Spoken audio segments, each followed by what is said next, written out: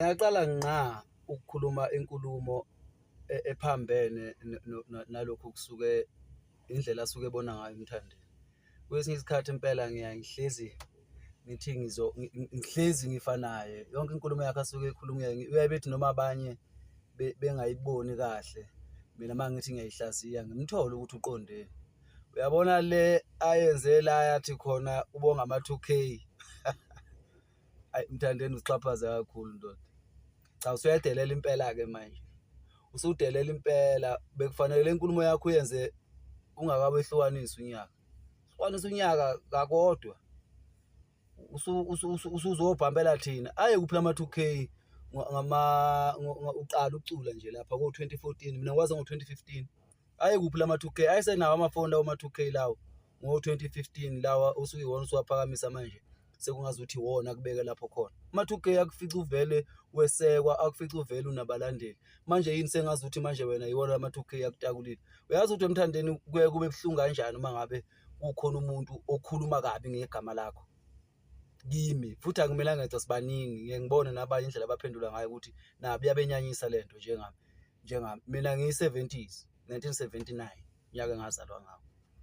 Usikhipha ngaphandle ama-70s uyawakhahlela, ama-80s uyawakhahlela. Sengazuthi manje yonke lento yenziwe ama-late 90s laba bama-90s lapha ngasekupheleni nama-2000. Thina abanye cha asisabalwa. Cha mfowethu ngeke baba. Ngeke lento lena ukube awuyena lo muntu oyena bekuzofuneka ukuthi lento uyixolisa ngoba ulazi kahle kamhlophe iqiniso ukuthi 2015 nama-2000 ukhuluma ngabe bengenawo ngisho amafoni.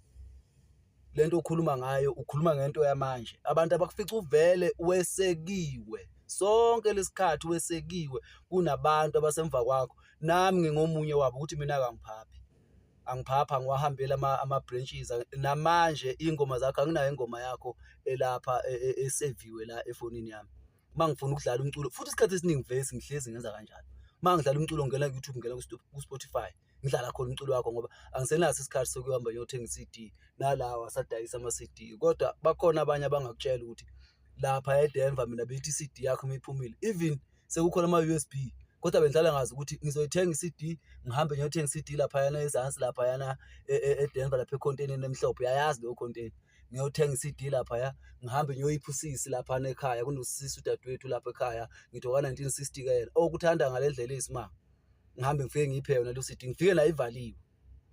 Kodwa namhlanje wena thina aselutho kuwe sengalama 2K ngoba nakhe kubiza ngomjitha. Hayi ngeke ndoda. Hayi ngeke. Le nkulumo yakho ubuzowubona umonakalo wayo kube uyenze kungakaqali ukuvotela le ngoma yakho ukuthi ihlukanise unyaka. Ubuzobona mina bengeke ngize ngikhiphe ngisho isente lokuvota. Mina ngivote ngaze nganikeza abanye imali. Ngifaka airtime komunye ukuthi ngoba babhizi ngoba bangathi banika isikhathi esanele ukuthi beyenze lento ukuthi abayenze lento abavote. Mina ngavota ngayeka nami ngasese ukuthi nginikele ngama-airtime. Namhlanje asiselutho.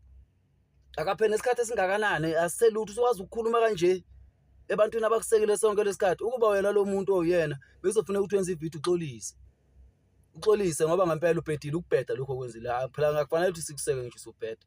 Ubhedile uyasixhaphaza futhi ngaphezulu kwakho konke lokho uyasixhaphaza. Kodwa ke egcineni vele umculo wakho uyazi ukuthi umculo wakho siyawuthanda.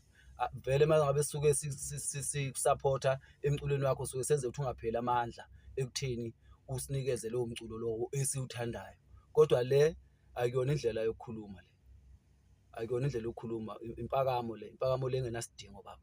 Impakamo le engenasidingo.